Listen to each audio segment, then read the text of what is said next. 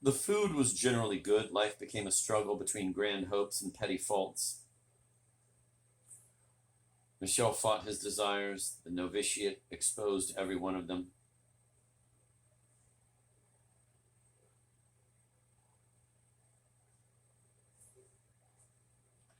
The fathers lived in perfect harmony. Michel and his fellows had to create it.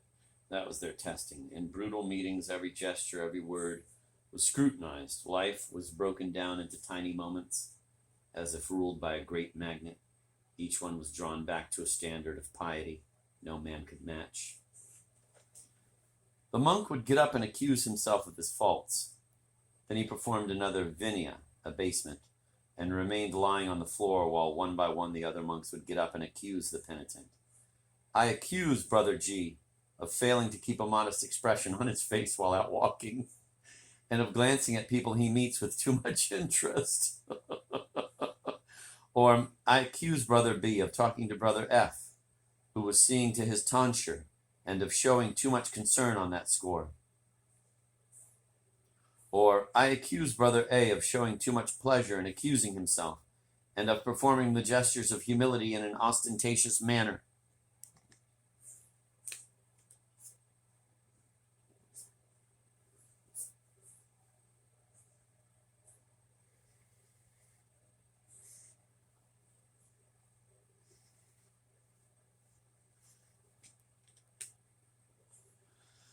To hold his own, each new pledge sought a scapegoat. Each became one. Michel found his whipping boy. Another novice found him. Michel placed one foot in front of the other in fear of what someone else might make of the movement.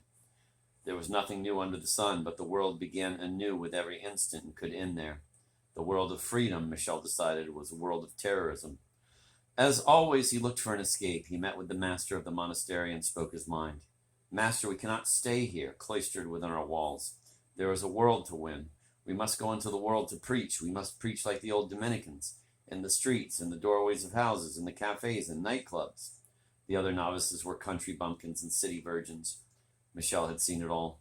He felt free, ready to act, but the rules of St. Maximin insisted that he was already acting, with every curl of the lip, every raising of a hand, and that his acts fell short of a very close mark.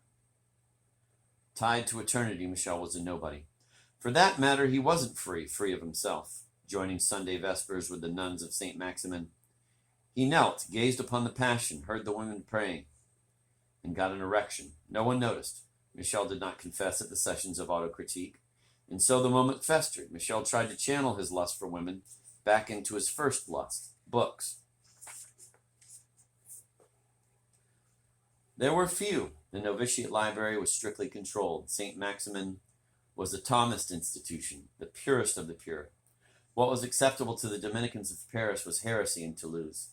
Of all the authors of Christendom, one might read only Aquinas himself, St. John of the Cross, Catherine of Siena, St. Teresa of Avila, and the Blessed Suso. Michel read them all, and it is inescapable that he came across what today are Suso's most famous words. Heinrich Suso, 1300 to 1366, is variously described as a disciple of the great German mystic Meister Eckhart, and, given the accusations of heresy Eckhart suffered, as a dissenter from his doctrines. Suso's works were two: Das Buchlein der Wahrheit, the Little Book of the Truth, and Das Buchlein der Ewigen Weisheit, the Little Book of Eternal Wisdom. He spent 22 years as a flagellant. Then God told him to throw down his scourge, shake the stones from his shoes, and unclasp the studded belts from his ruined flesh. For 17 years he wandered through the German province of Swabia as a homeless preacher, begging alms and eating garbage. He was in the realm of a mystical underground, the Brethren of the Free Spirit. The Church administered Europe by means of its monopoly over the meaning of life. The meaning of life was found in the Christian mysteries, which moved back and forth between the two poles of original sin, the fact of innate depravity, and the resurrection, the promise of salvation. Both were principles of authority, for both signified that no one's fate was one's own work. Always containing seeds of antinomianism, mysticism inevitably undermined that authority, but because the Church's hegemony rested on mystery, mysticism could not be altogether prohibited. The common will to reach God was too strong, and the Church was political before it was anything else. Mysticism was permitted up to a point, and the point was precisely the margin where the absolute authority of the church over an individual's apprehension of the meaning of life could be maintained. This was the epiphany, where on earth for a moment one achieved union with God. In that mini miracle, which could not last, one glimpsed the reality of salvation. One returned with a tale of the truth that the church wagered would only buttress its claim to be beyond history. Thus the church sanctioned the brotherhoods of the Franciscans and the Dominicans. In imitation of Jesus, the brothers set out in the 12th century to live in poverty, to abjure all finery and clothe themselves in dulled and hooded robes, to feel hunger and thirst, to sleep if necessary outside of roofs and walls, to practice mortification of the flesh, to make the desert in which each man might find his temptation and overcome it.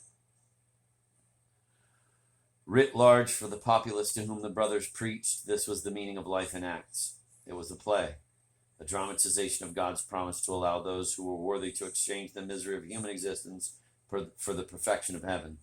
The brethren of the free spirit were the first false Dominicans. As they walked through the towns of Europe, their dress was the same, save for subtle variations meant to alert those who knew the signs. Colored patches on the hoods of their habits, a split in the trailing cloth. Like the real Dominicans, they begged, but where the Dominicans did not work because they sought privation, the adepts of the free spirit refused to work because they placed themselves above it, convinced that the enjoyment of every luxury was theirs by right.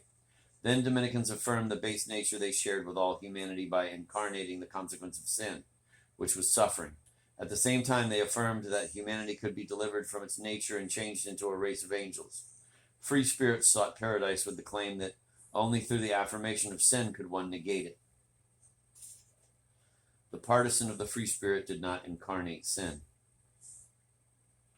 He or she, since within the cult complete spiritual power was within the reach of women as well as men, incarnated God.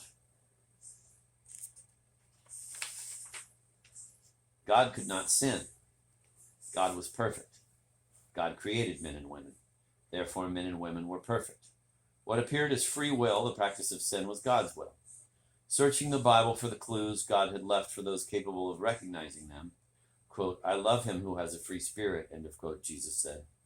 The brothers and sisters returned to the pantheistic forests of pre-Christian Europe. Quote, "Whatever is God," end of quote. The only question was to know it, the only paradise to live it, the only task to tell it. Thus the free spirit set out across Christendom to free humanity from the Antichrist, the church. Certainly the world was to be destroyed, but from that fire, the free spirit and those who understood its message would step forward into a new life.